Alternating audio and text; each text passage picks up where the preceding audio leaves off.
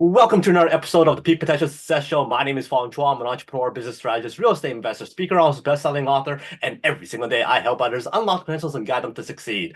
Today on the show, we have another fascinating guest. On this show, we interview celebrities, entrepreneurs, business CEOs, athletes, and artists to find out their path to success, how they're able to overcome challenges, adversity, of course, the keys to success. And today's guest is somebody who's been empowering, inspiring people from all over the world to optimize their lifestyle, their business lifestyle, their sporting lifestyle. He's committed to the holistic development of athletes with comprehensive pathways for athletes outside of their sport. He specializes in personalized care to enhance the well-being and also the performance of athletes and individuals as well.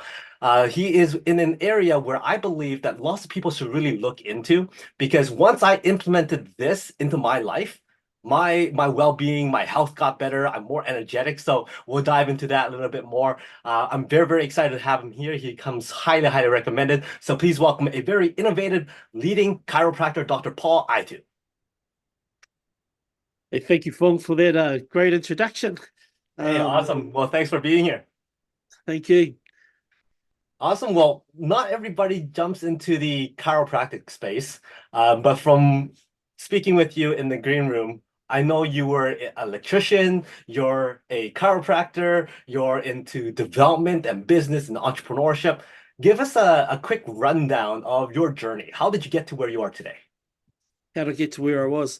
Well, I was going right back, and just to frame it for you for why I end up in this space is I originally was an up-and-coming sports talent, and at the age of 18, I got an injury, misdiagnosed, and then had an operation and was told I would never play again. But and they just want to operate and operate. So basically what happened, I thought that's not right. So I thought I'd get into professional sports and see if the All Blacks, they would have an injury.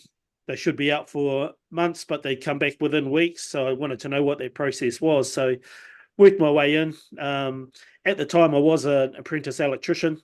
Because I had the injury, I had to move on inside and become a telecom technician. So always looking at how things are wired and how they work, and if we blow a fuse, what do we do? So got into professional sport, got an insight into what it was. I didn't really like what was going on at the time, and so I took a more natural sort of approach to performance and sort of studied that. Went from being a trainer, went massage therapy, went into rehab, barniotherapy, which is heat treatments, all the natural resources we have here in New Zealand, in a place called Rotorua. Looked into all that, and then working with professional teams. I got a break with being with the first professional soccer team in New Zealand to be their primary care person, and with that came responsibilities of working in an integrative sort of model. So, you got your physio, your doctor, your trainers, or your high performance setup. And then within there, I realized there was a gap where sports chiropractic could be within there, because they would rule players out for 6 to 8 weeks, whereas I knew, having had chiropractic, that they would be back a lot earlier and maybe prevent those injuries from happening. So that was my journey into chiropractic. So That is very incredible. There's lots of people out there who are chiropractors who's been studying chiropractic procedures from the very early goings, but you got into it a little later and still became this person who's very successful in it. Now, when it comes to chiropractic like procedures and whatnot, I'm one of those people who goes, well, why do I need it? And then eventually I'm seeing a chiropractor now, and I see them once a month, and I'm like, wow, this is a game changer. How come so many people out there don't go to a chiropractor on a regular basis? I think it's just a misconception of what it actually is. Like, I don't know anything different than other than what I do. So I had an understanding of a very spiritual background, so energetic, not touching the body, using energy and that sort of thing. So, but within a professional sporting environment, those things are sort of not even recognised at the time in New Zealand. So we have tohungas and married doctors and very special healers and that sort of thing in New Zealand, but not recognised to the degree it was at the time that I got into the industry and professional sport. But having that understanding, knowing what it was possible, I got sort of not mistreated, but you just weren't recognised in that circle. So I thought I'd formalise my training and get a ticket that would allow me to step into that professional environment and be recognised within it and be able to deliver what my gift was. So that's sort of how I looked upon it. And from that, even within chiropractic, like I was with a couple New Zealand teams, and at the time I became a chiropractor, literally got my certificate on the Saturday. Next week I was dropped from the team. I've never been called by that team again because I was a chiropractor, of the perception of what it was. So I thought, well, okay, how am I going to do? What am I going to do with this? So in some regards, I wish I wasn't even a chiropractor in terms of that at the time. But over a 5-year period, I've made my way into the high performance space and just worked with all the sort of alternative sports opposed to the main sports of rugby and league in New Zealand, which I am in now, and developing the youngest talent in New Zealand and getting them into the best shape we possibly can by doing what we're doing and having us a part of that. So Wow. I mean, like lots of people out there who goes, well, yeah, sports athletes, that's what they need. They need a chiropractor. But for my day to day, I know lots of people who are in business, entrepreneurship, they work day in, day out. Why would having a chiropractor in their corner and seeing them on a regular basis make a big difference in their lives? well, whether you're a sports athlete, a young child, a entrepreneur, very successful businessman, you're only strong as your weakest point if challenged. And, day in and day out, we have challenges, and the easiest way to get through a challenge is just to move and groove and just keep moving towards your goal. But sometimes, so like if this is the start of the game, and this is the end of the game, you're going to get here. So like for a development, this is without any groundworks done, this is your end game. You've got the vision, you've got the plan. And in between here and here, it doesn't matter what happens. So you're going to drop the ball. You're going to have overestimates. You're going to have, problems show up. But the simplest way of doing, when you have an experience, what we do as humans is we put meaning to it. But once it becomes something and it lodges itself within our body, then it's a problem. Okay, so it could be from a structural, chemical. It affects the body in such a way that it could be structural, chemical, emotional, spiritual, physical, mental, or self. So these challenges could affect your self-belief, self-worth, self-interpretation, what you think your world is, good, bad, or otherwise. So just as an example in sports, one team could win silver or, just miss out on the gold. You've got to watch that those people don't fall into the pit and take their life the next day. That's what it's like in high performance. And say, like, even within our communities in New Zealand, we've got the highest suicide rate in New Zealand throughout, many of the circles of the young people. So what I'm saying there, it's you just don't know what challenges are going to challenge you beyond what you can handle. And from a business person's perspective, at the top of your game, like a high performing athlete, you can't perform at your top all the time. So you have peaks, lows, and your cycles are like that. You go through cycles of performance. So, you train hard, play hard, recover hard. But normally in business, we just play hard. We don't recover hard. So sometimes you've got to take your space out of your headspace out of that and just keep everything functioning. So I love my chiropractor. I think he does an amazing job on me all the time. I have a friend who goes to the same one, but eventually he left. And the reason why he left, I thought was really, really bizarre. And he says, well, I only see him once a month, and in 5, 10 minutes, I'm out. I mean, I don't think I'm getting my money's worth. I'm like, in my mind, I don't know about that. What do you think about people who think about the chiropractic procedures in that way, where they account the procedure with time? the old adage of time heals everything and value for money. So 5 to 10 minutes is a long time to spend with someone. Imagine having 1 to 3 minutes. Like in a minute, you can change a world, change someone's world. Like in the performance space or working with teams, it's that quick that we need to get someone ready if they've injured themselves or something's not right. But it's actually looking at the preventative aspect of it, not waiting to get to crisis mode to actually get to where you want to get. So the time for I suppose it's better to frame it this way. I see injuries or anything you're struggling with or challenges purely a disconnect from something greater than ourselves. So even if you change your mindset or change the neurological firing, it's a laid down pattern that's locked within your body. It only takes a moment to change that thought, to change that locked in pattern that's in there.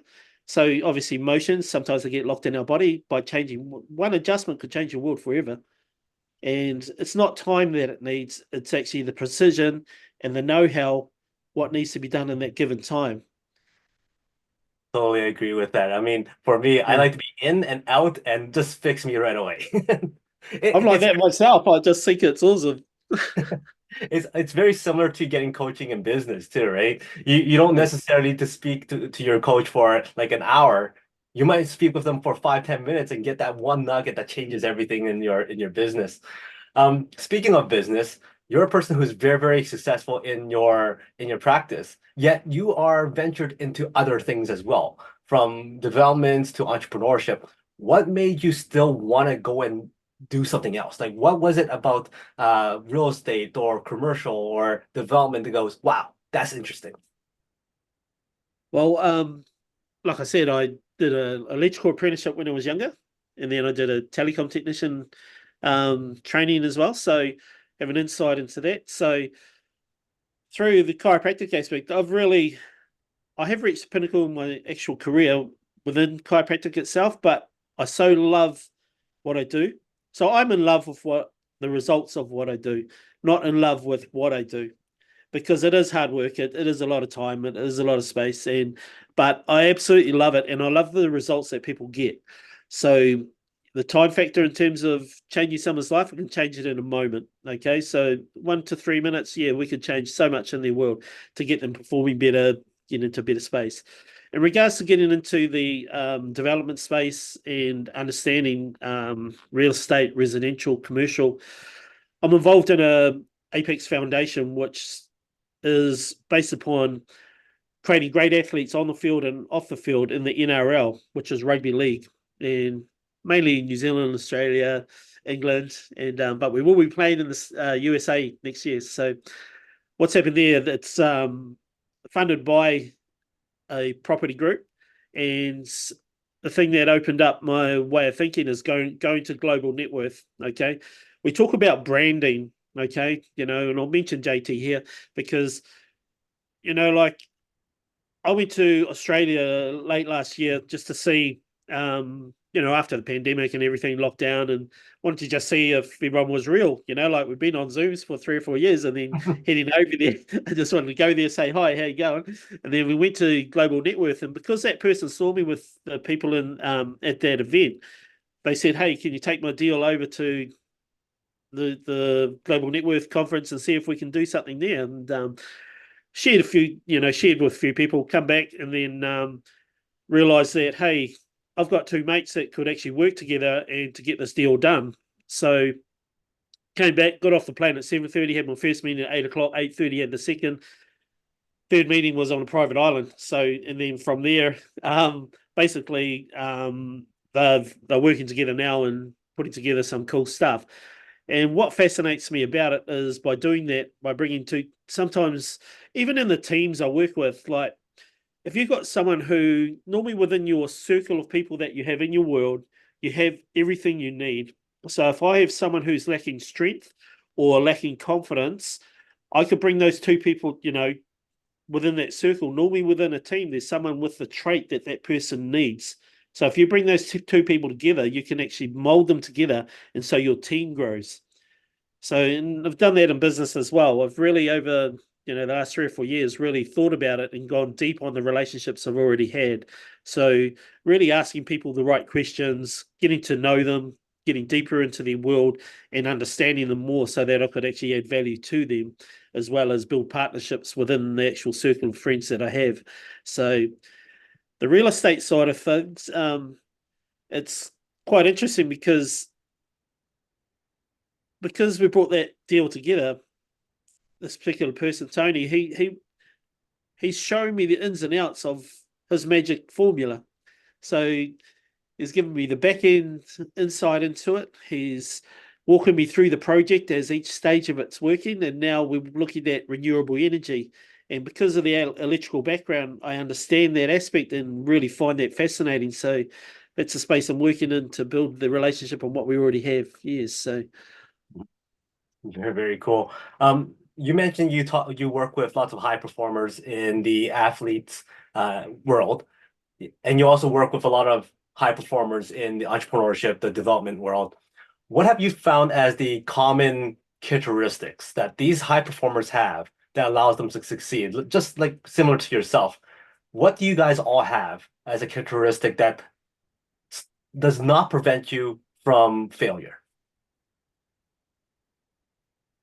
I think any hurdle, you just truck on through it and you work it out. You don't just fold as soon as the challenge hits you. So if you're going for a try line, someone takes you out from a tackle, you're not going to stop just because you've been hit and you didn't make it. You're going to get up, get back, reset, and pick up the ball and go again. So what I really admire with the people I'm watching at the moment is just that they might have a loss over here, but they'll have a gain over here that trumps this. So they know their end game. Knowing your end game is probably the biggest one, and accepting whatever it takes to get there and just working on through it. But obviously, a great plan and a contingency plan for anything that does go astray. With high performers, they just do what it takes. Like you don't just have one treatment a day; you have 10 treatments a day. In various forms, just to get the desired outcome. Because you can do amazing things, and it's just what you frame to be true. Sometimes what we framed and what we believe to be true is not. And when you think you arrived, you haven't, because the universe teaches you other things within that space. So whatever level they get to, there's always challenges, but they're aware, they're willing to go to the next level if they want it. What have you done on a daily basis that allows you to maintain that type of mindset of not giving up or facing challenges, overcoming challenges, having that positive mindset? I've had some amazing experiences in my life that, when you knock on death's door a couple of times throughout your life, you realize what is possible.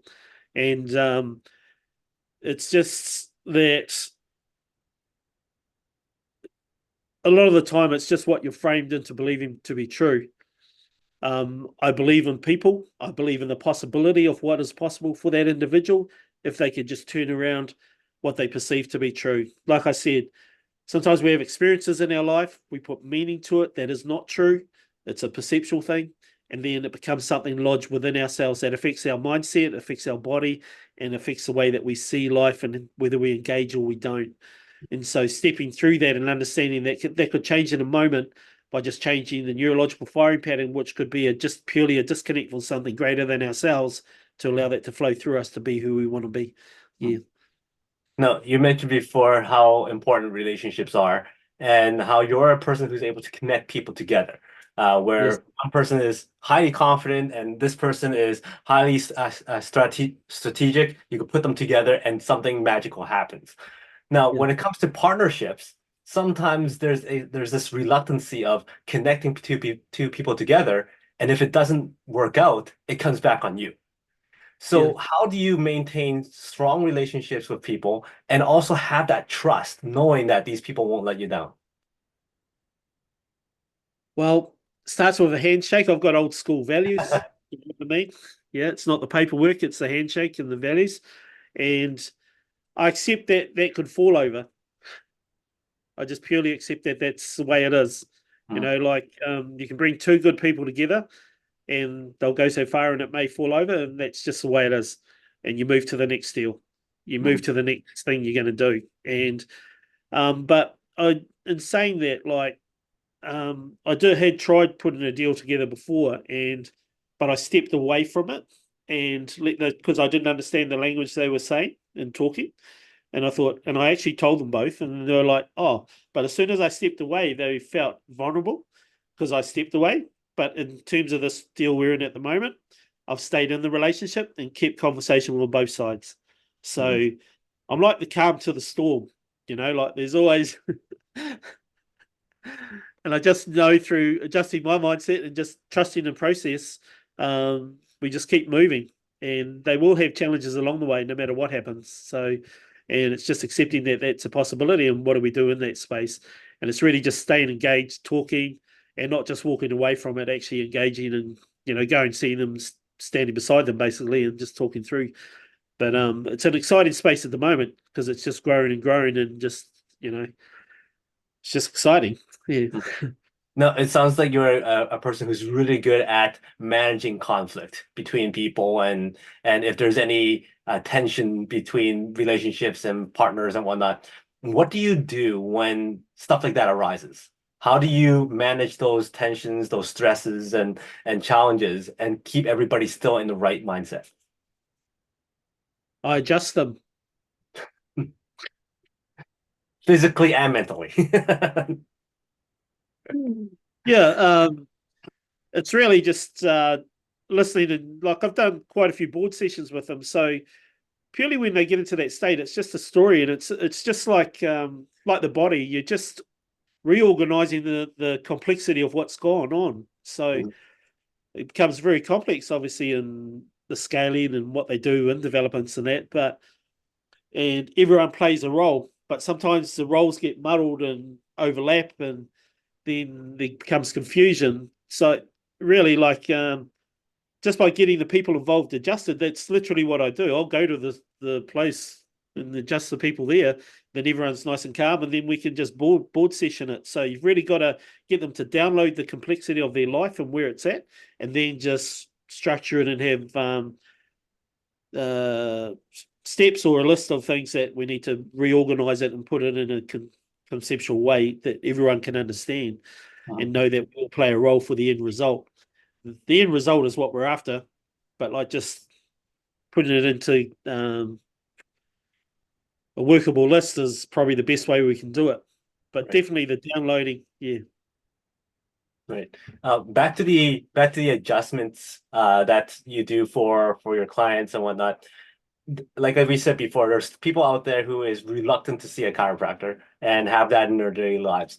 Is there anything that you could recommend them on a daily basis that they can do that keeps them at least somewhat at a good performing level? Without having chiropractic? Correct. Yep, there are a whole lot of mechanisms. So chiropractic is just part of the bigger picture. Okay.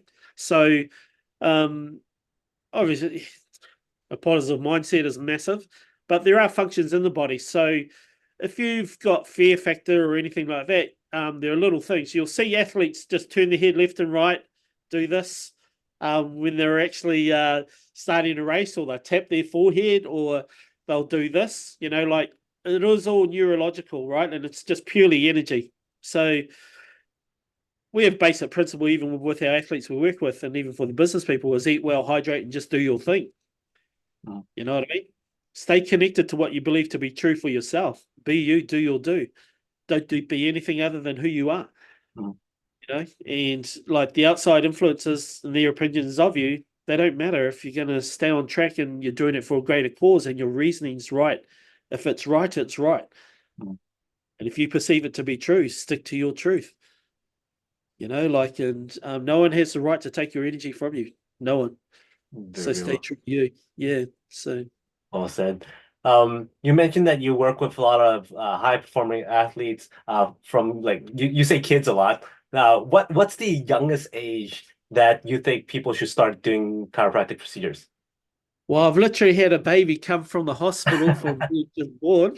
So and it's probably a hard concept to get, like, because what does a baby need? So, but if you think about it, the mother goes through trauma, the baby goes through trauma. They're as young as, it's like Babyville here some days, like it's just so many kids come through, and it's the most magical moment. Even for a female having a baby, sometimes there is a disconnect between the baby and the mum. And we can, just through adjusting, we can bring that back together, and you see a parent fall in love with their child for the first time. Like it just does happen. Like in the simple things of colic and a lot of the ailments and the disturbances children have, just through simple adjustments, light touch, and connecting them together with the parents, because they're like stress indicators, your children. So if we can take all the pressure out of the baby as well as the parents, being adjusted as a family creates a better cohesion, and that's what we do within teams. So with teams, as an example with that, is there's working with someone we haven't worked with for a long time or haven't ever worked with them. There's a cohesion that happens after they've had so many adjustments. As they raise their vibrational energy and they function better, there's just an automatic instant connect. It's what we call a tipping point. So it'll be a whole lot of chaos, all the complexity starts to come into line, and then the team will function and it's a really smooth sailing. And that's like for a child in the family unit, once they all on that same sort of the complexity or the disturbances within them are organized and they're back in alignment, then it's a smoother run. So in terms of sleeping, bowels working properly, parents get to be able to have a sleep. So, and that's throughout their development. So it helps with the development of a child, as well as the recovery for the mum as well, having Very, very treatment. cool. We talked about the jumping into entrepreneurship for you.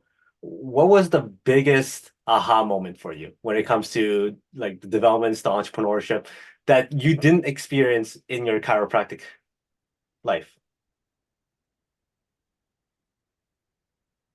Um, I think the biggest aha moment is adding value to everything, adding value to the people around you. And I didn't truly get that. And the other statement that really got me for years is um, and talking to JT, and that is think American, be Kiwi. And, And I and how got has that changed the way you've done things? Like, what exactly are those kind of thought processes that you have that, it's just that you to go be loud and proud about what you're about. Be loud and proud. You know what I mean? And stand out and stand up. Stand up about you and stand in your own truth. Just get up and do it. Get out and do it. And know where you want to head. Build good relationships. And loyalty is massive.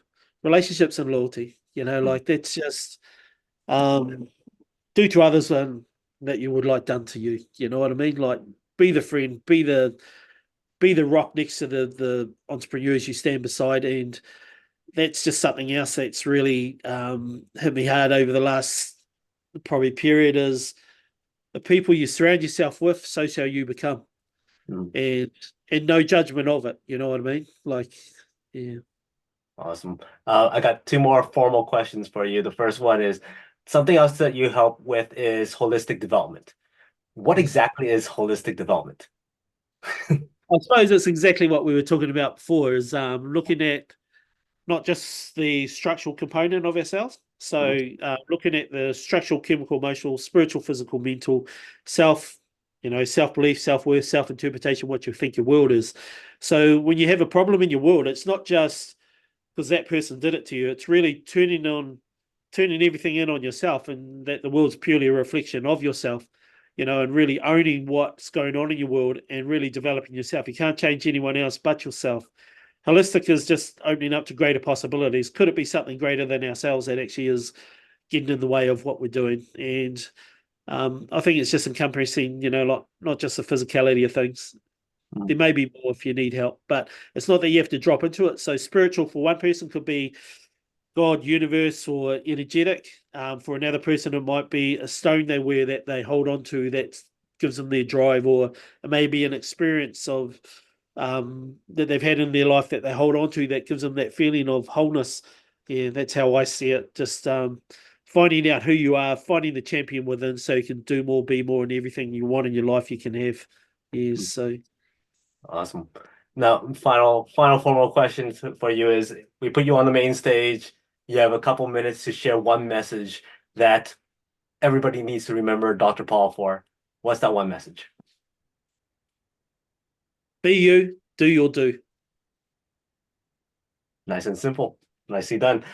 Before I let you go, I got 5 quick rapid fire questions. Give me the first thing that comes to mind, just for fun. Yeah. Stranded on a desert island, one food to eat for the rest of your life, no consequence.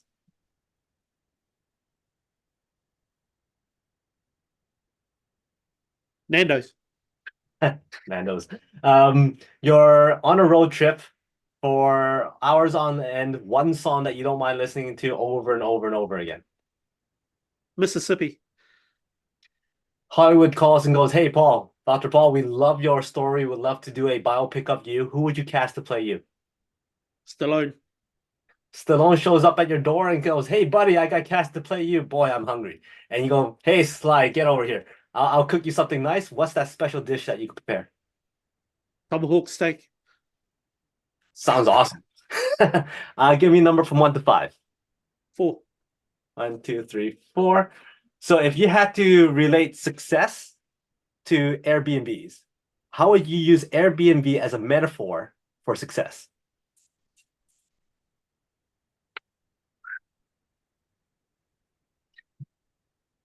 How You about stumped me. I stumped you. How about this? How about if you use basketball as a metaphor for success? Metaphor for success. Grab the ball, keep playing, and squirrel. Nicely done. So that's how success is like basketball. Thank you very much for your time, your advice, and also your wisdom. Always a joy speaking with people who are as specialized as you, and also who are looking to developments and real estate and business and entrepreneurship. Always a joy. So thank you very much. Thanks, Fong. It was an awesome. What's the best way for people to get in touch with you? Just go to our website, iTunes.com. Nice and simple. Okay, so everybody make sure you get in touch with Aitu.com and Dr. Paul here. He has lots of great insights about, especially if you're an athlete and wants to reach that peak performance and high level athletes. He's the guy to talk to. So thank you very much for your time. He's Paul. My name is Fong. Until next time, today is the day to lock your peak potential. We'll see you later. Thanks, Fong.